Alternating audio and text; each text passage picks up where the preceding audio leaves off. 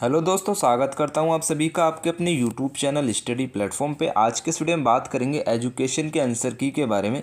ये question paper आपका 2025 का रहेगा, छत्रपति साहू जी महाराज यूनिवर्सिटी का। जब आप BA 6 सेमेस्टर में होते हैं तो आपको सेकंड पेपर के रूप में milestone and new dimension of Indian education के बारे में पढ़ना रहता है। आप हर एक यूनिवर्सिटी का सेम रहेगा, कुछ यूनिवर्सिटी में सेकंड पेपर अलग रहेगा। तो आप लोग अपना क्वेश्चन पेपर का सबसे पहले नाम चेक कर लेंगे। अगर यही आपका नाम रहेगा, ठीक है, milestone and new dimension of Indian education, तो आपके लिए वीडियो बहुत इंपॉर्टेंट रहेगा। ठीक है, सभी छत्रपति साहू जी महाराज यूनिवर्सिटी के स्टूडेंट्स आंसर चेक कर लेंगे। अदर यूनिवर्सिटी जैसे RMPSU है, रज्जू भैया है, महात्मा ज्योतिबा फुले है, इसके अलावा जो आपकी आगरा यूनिवर्सिटी है, सभी यूनिवर्सिटी में इंपॉर्टेंट क्वेश्चन इसी क्वेश्चन पेपर में से पूछे जाते हैं। तो आप इसको याद रखना, ठीक है। देखो, मैंने पहले जो लास्ट ईयर जो क्वेश्चन पेपर आपको सॉल्व कराए थे, वहाँ से काफ़ी क्वेश्चन आपको इस क्वेश्चन पेपर में देखने को मिले हैं। तो उम्मीद करूँगा अगर आपने मेरे वो वीडियो देखे हैं तो यहाँ पर आपने बहुत अच्छा प्रदर्शन किया है।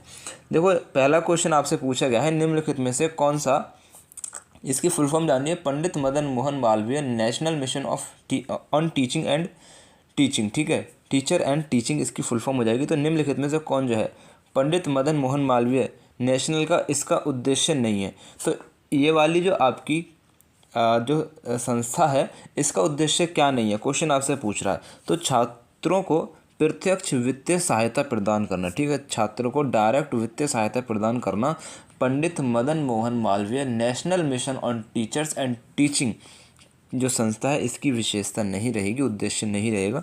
सी आपका करेक्ट आंसर था पहला।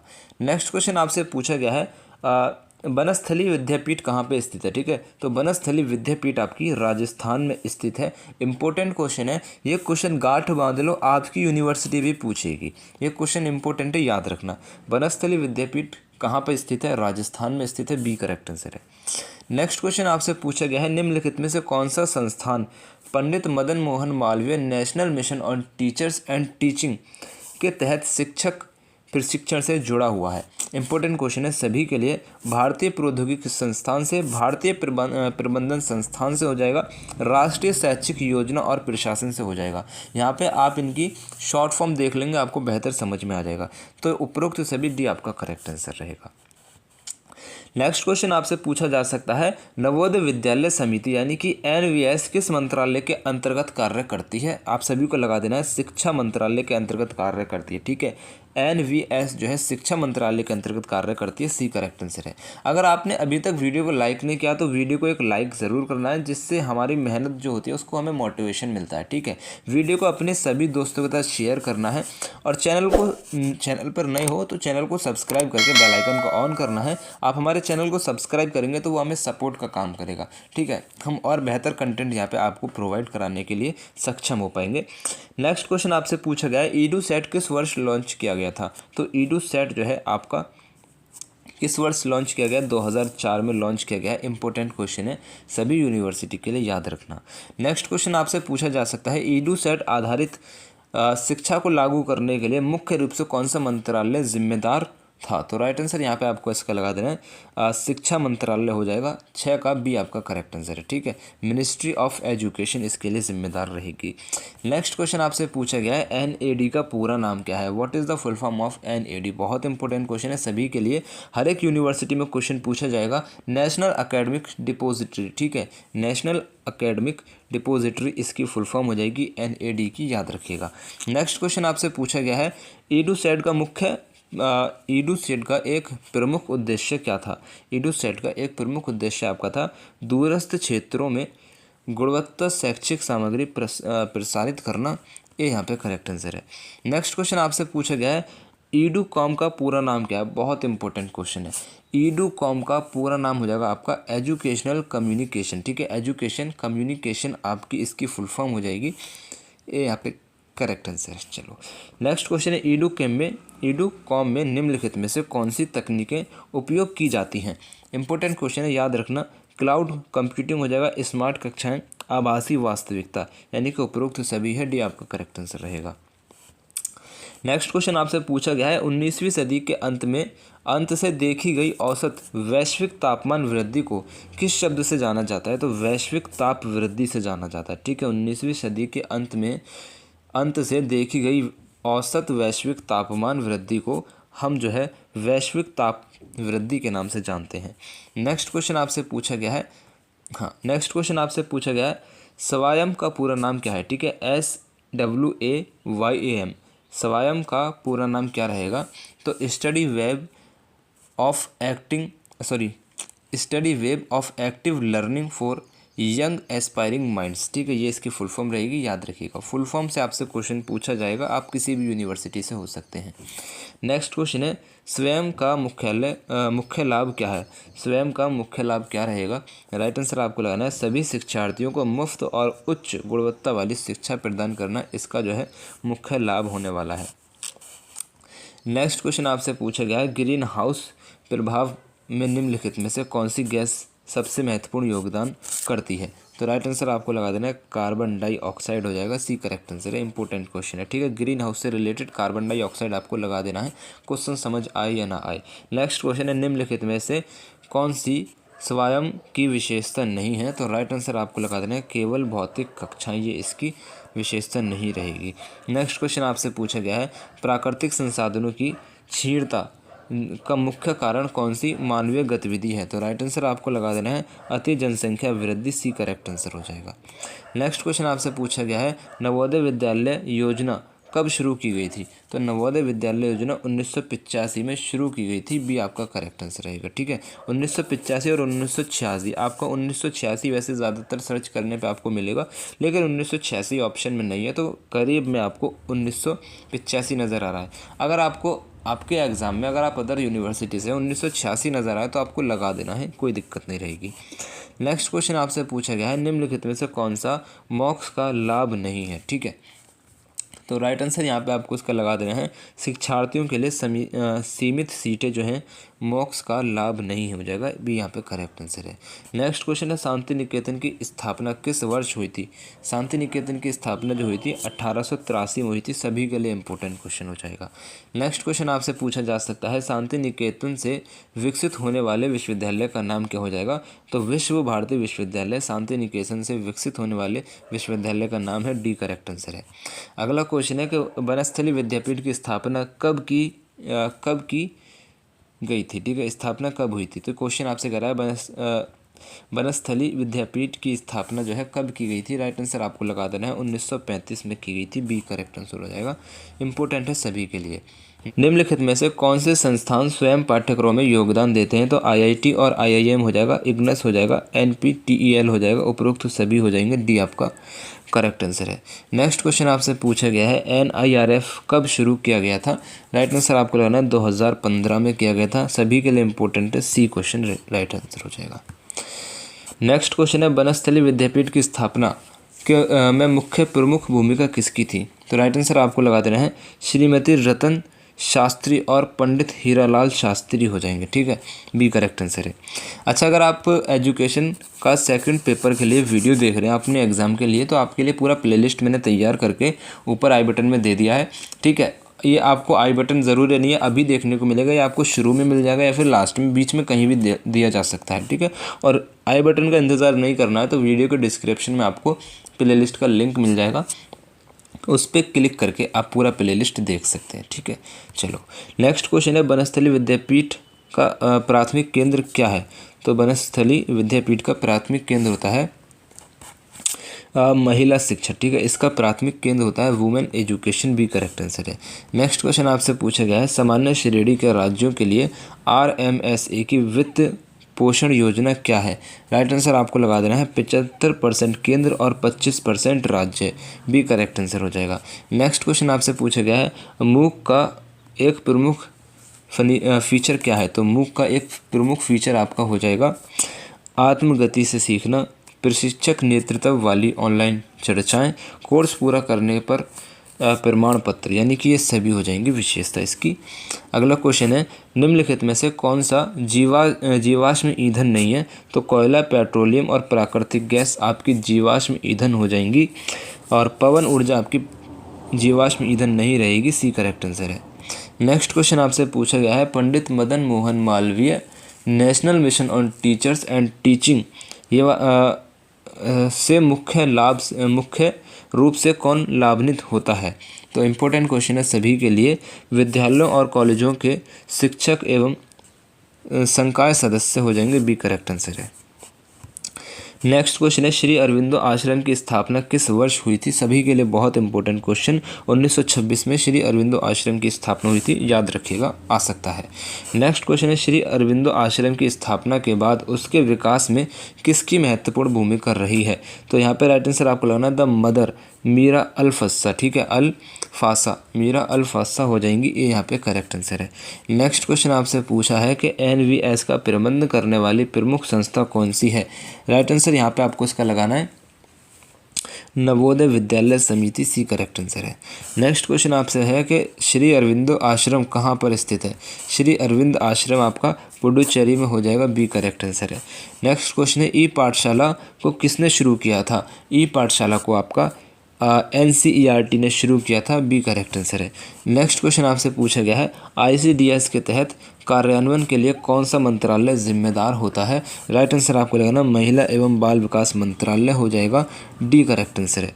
अगला क्वेश्चन आपके सामने आ चुका है ई पाठशाला किस शैक्षणिक स्तर के लिए है? तो ई पाठशाला जो है आपका केवल स्कूल और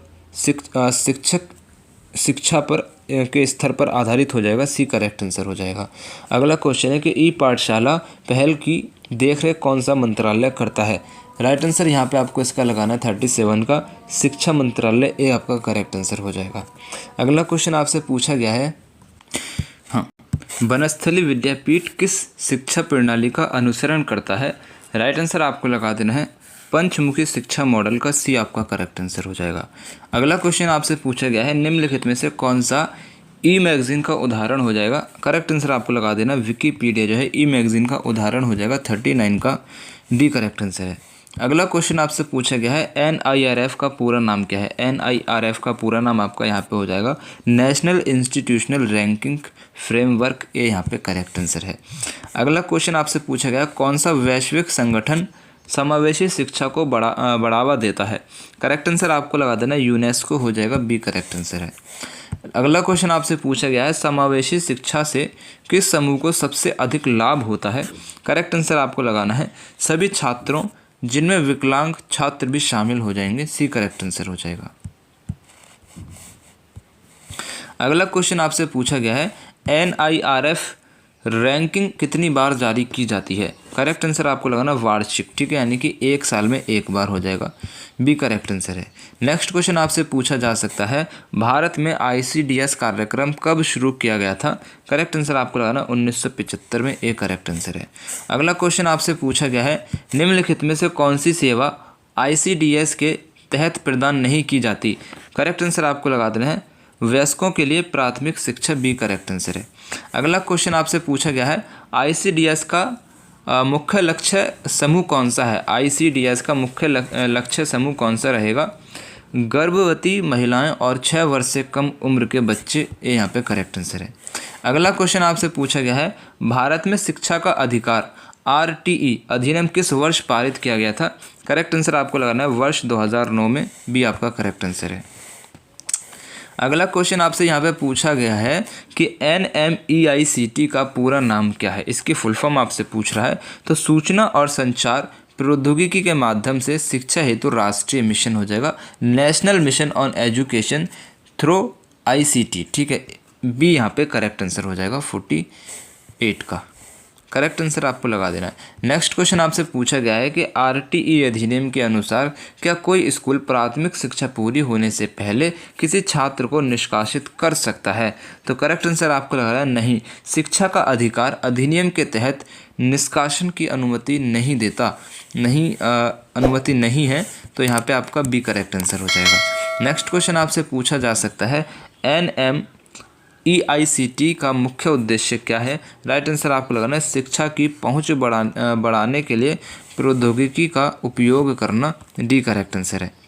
अगला क्वेश्चन आपसे पूछा गया है ग्लोबल वार्मिंग का प्राथमिक कारण क्या है? तो ग्लोबल वार्मिंग का प्राथमिक कारण है मानवीय गतिविधियों के कारण ग्रीन हाउस गैसों में वृद्धि, सी आपका करेक्ट आंसर है।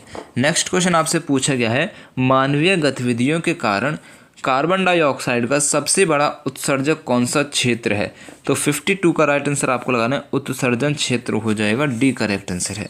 अगला क्वेश्चन आपसे पूछा गया है ग्लोबल वार्मिंग के परिणाम स्वरूप कौन सी प्राकृतिक घटना अधिक बार होने की संभावना है? करेक्ट आंसर आपको लगाना है चरम मौसम घटना, सी आपका करेक्ट आंसर है। अगला क्वेश्चन आपसे पूछा गया है कार्बन फुटप्रिंट क्या है? तो कार्बन फुटप्रिंट जो हो जाएगा आपका मानव गतिविधियों के कारण प्रत्यक्ष और अप्रत्यक्ष रूप से उत्पन्न ग्रीन हाउस गैसों की कुल मात्रा जो है कार्बन फुटप्रिंट हो जाएगा, सी आपका करेक्ट आंसर है। अगला क्वेश्चन आपसे पूछा गया है निम्नलिखित में से कौन सा नवीकरणीय संसाधन है जो ग्लोबल वार्मिंग को कम करने में मदद करता है? 55 का राइट आंसर आपको लगाना है सौर ऊर्जा, डी आपका करेक्ट आंसर है। एक रिक्वेस्ट आपसे रहेगी, अगर आप किसी भी कंपटीशन एग्जाम की तैयारी कर रहे हैं, की ऑफ सक्सेस के नाम से हमारा दूसरा चैनल है जिसका लिंक आपको वीडियो के डिस्क्रिप्शन में मिल जाएगा, तो आप उस चैनल को एक बार देख सकते हैं। अगर आप किसी भी कंपटीशन एग्जाम की तैयारी कर रहे हैं, आप एसआई की कर रहे हैं, ठीक है, आरआरबी की कर रहे हैं या यूपी पुलिस की कर रहे हैं, किसी भी चीज़ की कर रहे हैं, तो आपको इंपॉर्टेंट एमसीक्यू इस चैनल पर मिल जाएंगे, लिंक डिस्क्रिप्शन में दे रखा है। अगला क्वेश्चन आपसे पूछा गया है कौन सा संगठन जलवायु परिवर्तन पर व्यापक मूल्यांकन रिपोर्ट जारी करता है? राइट आंसर आपको लगा देना है जलवायु परिवर्तन पर अंतर सरकारी पैनल, सी आपका करेक्ट आंसर हो जाएगा। अगला क्वेश्चन आपसे पूछा गया है संयुक्त राष्ट्र द्वारा मानवीय अधिकारों की सार्वभौमिक घोषणा किस वर्ष में अपनाई गई थी? राइट आंसर आपको लगा देना है 1948 में, बी आपका करेक्ट आंसर है। अगला क्वेश्चन आपसे पूछा गया है भारत में बेटी बचाओ बेटी पढ़ाओ योजना किस वर्ष प्रारंभ की गई थी? राइट आंसर आपको लगाना 2015 में शुरू की गई थी, बी आपका करेक्ट आंसर है। अगला क्वेश्चन आपसे पूछा गया है महिला सशक्तिकरण का मुख्य उद्देश्य क्या है? महिला सशक्तिकरण का मुख्य उद्देश्य महिलाओं को समान अवसर और अधिकार प्रदान करना है, सी आपका करेक्ट आंसर है। अगला क्वेश्चन आपसे पूछा गया है संयुक्त राष्ट्र संघ ने किस वर्ष को अंतर्राष्ट्रीय महिला वर्ष घोषित किया था? राइट आंसर आपको लगाना 1975 को, ठीक है। अंतर्राष्ट्रीय महिला वर्ष जो है संयुक्त राष्ट्र संघ ने 1975 को घोषित किया गया था, बी करेक्ट आंसर है। अगला क्वेश्चन आपसे पूछा गया है कौन सा आईसीटी टूल छात्रों को शिक्षकों के बीच वास्तविक समय में सहयोग करने में मदद करता है? राइट आंसर आपको लगाना है गूगल डॉक्स हो जाएगा यहाँ पे, बी करेक्ट आंसर है, ठीक है। चलो अगला क्वेश्चन आपसे पूछा गया है आईसीटी आधारित कक्षा में शिक्षकों के लिए आवश्यक कौशल कौन सा हो जाएगा? करेक्ट आंसर आपको लगाना डिजिटल साक्षरता और ऑनलाइन शिक्षण, ठीक है, सी करेक्ट आंसर है। अगला क्वेश्चन आपसे पूछा गया है शिक्षा प्रौद्योगिकी में LMS का पूरा नाम क्या है? तो शिक्षा प्रौद्योगिकी में LMS का पूरा नाम हो जाता है learning management system. Important question है, सभी लोग याद रखेंगे। अगला क्वेश्चन आपसे पूछा गया है EDUCOM मुख्य रूप से किस शैक्षिक स्तर को लक्षित करता है? तो प्राथमिक और माध्यमिक जो शिक्षा है उसको EDUCOM जो है मुख्य रूप से शैक्षिक स्तर पर लक्षित करेगा, ये यहाँ पे करेक्ट आंसर है। अगला क्वेश्चन आपसे पूछा गया है यहाँ पे कह रहा है Pandit Madan Mohan Malviya national mission on teachers and teaching किस मंत्रालय के अंतर्गत संचालित होता है? इंपॉर्टेंट क्वेश्चन है, विज्ञान और प्रौद्योगिकी मंत्रालय, डी आपका करेक्ट आंसर हो जाएगा। अगला क्वेश्चन आपसे पूछा गया है फील्ड क्लासरूम क्या है? ठीक है, फ्लिप्ड क्लासरूम क्या है? राइट आंसर आपको लगाना है एक कक्षा जहाँ शिक्षक केवल पारंपरिक व्याख्यान देते हैं, ठीक है, बी यहाँ पे आपका करेक्ट आंसर हो जाएगा। अगला क्वेश्चन आपसे पूछा गया है पारिस्थितिकी तंत्र क्या है? तो पारिस्थितिकी तंत्र जीवों का उनके पर्यावरण के साथ परस्पर क्रिया करने वाला समुदाय हो जाएगा, ए यहाँ पे करेक्ट आंसर है। अगला क्वेश्चन आपसे पूछा गया है निम्नलिखित में से कौन सी गैस मुख्य रूप से ग्लोबल वार्मिंग के लिए जिम्मेदार हो जाएगी? सभी जानते हैं कार्बन डाइऑक्साइड हो जाएगा, ठीक है, 68 का सी करेक्ट आंसर है। नेक्स्ट क्वेश्चन आपसे पूछा गया है निम्नलिखित में से कौन सा प्रदूषक मुख्य रूप से अम्लीय वर्षा के लिए जिम्मेदार है? राइट आंसर आपको लगाना सल्फर डाइऑक्साइड, बी आपका करेक्ट आंसर है। अगला क्वेश्चन आपसे पूछा गया है निम्नलिखित में से कौन सा अंतर्राष्ट्रीय समझौता ग्लोबल वार्मिंग को कम करने में पर केंद्रित हो जाएगा? राइट आंसर आपको लगाना क्योटो प्रोटोकॉल, ए यहाँ पे करेक्ट आंसर है। नेक्स्ट क्वेश्चन आपसे पूछा गया, भारत में राष्ट्रीय स्तर पर मध्य भोजन योजना कब शुरू की गई थी? राइट आंसर आपको लगाना 1995 में, ए यहाँ पे करेक्ट आंसर है। अगला क्वेश्चन आपसे पूछा गया है, मध्य भोजन योजना के लिए दिशा निर्देश कौन सी संस्था प्रदान करती है? राइट आंसर आपको लगाना भारत सरकार का शिक्षा मंत्रालय, सी आपका करेक्ट आंसर हो जाएगा। अगला क्वेश्चन आपसे पूछा गया है, निम्नलिखित में से कौन सा platform open access e journal प्रदान करता है? तो यहाँ पे राइट आंसर आपको लगाना है directory of open access journal, C B आपका करेक्ट आंसर है। अगला क्वेश्चन आपसे पूछा गया है, मध्य भोजन योजना की निगरानी के लिए कौन सी सरकारी संस्था जिम्मेदार हो जाएगी? अगला क्वेश्चन का राइट आंसर आपको लगाना है राज्य सरकारें हो जाएगी, ये यहाँ पे करेक्ट आंसर है। अगला क्वेश्चन आपसे पूछा गया है, किस अंतर्राष्ट्रीय संगठन ने भारत की मध्य भोजन योजना की भूख कम करने में सफलता के लिए प्रशंसा की है? राइट आंसर आपको लगाना है इसका संयुक्त राष्ट्र, ठीक है, यूनाइटेड नेशन, ये यहाँ पे करेक्ट आंसर है। अगला क्वेश्चन आपसे पूछा गया है, स्वयं मुख्य रूप से किस प्रकार के पाठ्यक्रम प्रदान करता है? राइट आंसर आपको लगाना है तकनीकी और गैर तकनीकी पाठ्यक्रम, डी करेक्ट आंसर है। अगला क्वेश्चन आपसे पूछा गया है, भारत में पहली बार मध्य भोजन योजना किस राज्य में शुरू की गई थी? राइट आंसर आपको लगाना है तमिलनाडु में, ये यहाँ पे करेक्ट आंसर है। अगला क्वेश्चन आपसे पूछा गया है, भारतीय संविधान का कौन सा अनुच्छेद शिक्षा के अधिकार को प्रदान करता है? ये बहुत इंपॉर्टेंट क्वेश्चन है सभी के लिए। तो अनुच्छेद 21A जो है भारतीय संविधान का, वो शिक्षा के अधिकार को प्रदान करता है, बहुत ज़रूरी है हमारे लिए, बी आपका करेक्ट आंसर है। अगला क्वेश्चन आपसे पूछा गया, RTE अधिनियम के तहत निजी स्कूलों में आर्थिक रूप से कमज़ोर वर्ग EWS के लिए कितने प्रतिशत सीटें आरक्षित रहती हैं? तो राइट आंसर यहाँ पे आपको लगाना है 25%, बी आपका करेक्ट आंसर है। अगला क्वेश्चन है, राष्ट्रीय स्तर पर शिक्षा का अधिकार अधिनियम, ठीक है, राष्ट्रीय स्तर पर शिक्षा का अधिकार अधिनियम को लागू करने की जिम्मेदारी किस संगठन की है? तो राइट आंसर यहाँ पे आपको इसका लगा देना है बाल अधिकार संरक्षण के लिए राष्ट्रीय आयोग, सी यहाँ पे आपका करेक्ट आंसर हो जाएगा। नेक्स्ट क्वेश्चन आपसे पूछा गया है, RTE अधिनियम किस प्रकार के स्कूलों पर लागू होता है? राइट आंसर आपको लगाना है सरकारी और निजी स्कूलों पर कुछ शर्तों के साथ होता है, बी आपका करेक्ट आंसर हो जाएगा। अगला क्वेश्चन आपसे पूछा गया है, मानव अधिकारों की सार्वभौमिक घोषणा में कुल कितने अनुच्छेद हो जाएंगे? राइट आंसर आपको लगाना है 30 हो जाएंगे, 82 का सी करेक्ट आंसर है। नेक्स्ट क्वेश्चन आपसे पूछा गया है, रूसा का पूरा नाम क्या है? तो what is the full form of RUSA, यहाँ पे आपसे कह रहा है। राइट आंसर आपको लगाना है राष्ट्रीय उच्चतर शिक्षा अभियान, ये यहाँ पे करेक्ट आंसर हो जाएगा। नेक्स्ट क्वेश्चन है, ICT का पूरा नाम क्या है? तो ICT का पूरा नाम होता है सूचना और संचार प्रौद्योगिकी, इंफॉर्मेशन एंड कम्युनिकेशन टेक्नोलॉजी। ऐसे ही क्वेश्चन आपसे पूछे जाएंगे, इन क्वेश्चनों को आपको याद रखना है, ठीक है। चलो अगला क्वेश्चन आपसे पूछा गया है, मूक का पूरा नाम क्या है? तो मूक का पूरा नाम होता है मैसिव ओपन ऑनलाइन कोर्स, ठीक है, massive open online course, B आपका करेक्ट आंसर है। अगला क्वेश्चन आपसे पूछा गया है, शिक्षा में प्रस्तुतियां बनाने के लिए आमतौर पर किस सॉफ्टवेयर का उपयोग किया जाता है? राइट आंसर आपको लगाना है MS पावर पॉइंट का, डी करेक्ट आंसर है। अगला क्वेश्चन आपसे पूछा गया है यहाँ पे, निम्नलिखित में से कौन सा क्लाउड आधारित शैक्षिक उपकरण का एक उदाहरण है? राइट आंसर आपको लगा देना है नोटपैड हो जाएगा, सी करेक्ट आंसर है। नेक्स्ट क्वेश्चन आपसे पूछा गया है, रूसा को किस वर्ष शुरू किया गया था? रूसा को जो है 2013 में शुरू किया गया है, सी आपका करेक्ट आंसर है। अगला क्वेश्चन आपसे पूछा गया है, रूसा से किस प्रकार की संस्थाएं लाभान्वित होती हैं? तो रूसा से जो है आपकी सरकारी और सरकारी सहायता प्राप्त उच्च संस्था जो है लाभान्वित होती हैं, बी आपका करेक्ट आंसर है। अगला क्वेश्चन आपसे पूछा गया है, गुणवत्ता सुधार के संदर्भ में रूसा का मुख्य ध्यान किस पर है? तो राइट आंसर आपको लगा देना है संख्यक प्रशिक्षण और विकास पर, ठीक है, बी आपका करेक्ट आंसर है। अगला क्वेश्चन आपसे पूछा गया है, Pandit Madan Mohan Malviya national mission on teachers and teaching योजना कब शुरू की गई थी? राइट आंसर आप सभी को लगा देना है 2014 में। बहुत इंपॉर्टेंट क्वेश्चन है, हर एक यूनिवर्सिटी में पूछा जाने वाला क्वेश्चन रहेगा।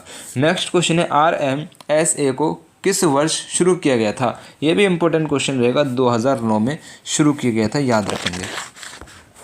और आप लोग क्या करेंगे, आपने 100 में से कितने क्वेश्चन सही किए हैं। छत्रपति साहूजी महाराज यूनिवर्सिटी के स्टूडेंट से रिक्वेस्ट रहेगी, वो मुझे बताना 100 में से आपने कितने क्वेश्चन सही किए हैं। 98 हैं, 90 हैं, या फिर 50 हैं, 70 हैं, कितने क्वेश्चन सही किए हैं वो मुझे ज़रूर बताना। मैं भी देखना चाहता हूँ भैया कितना अच्छा प्रदर्शन यहाँ पे स्टूडेंट्स कर रहे हैं। लेकिन जिसका ये क्वेश्चन पेपर है भाई, बहुत बहुत बधाई, बहुत ही शानदार आपने प्रदर्शन इस क्वेश्चन पेपर में किया है। तो मेरी तरफ से आप सभी आपको जो है good luck, best of luck.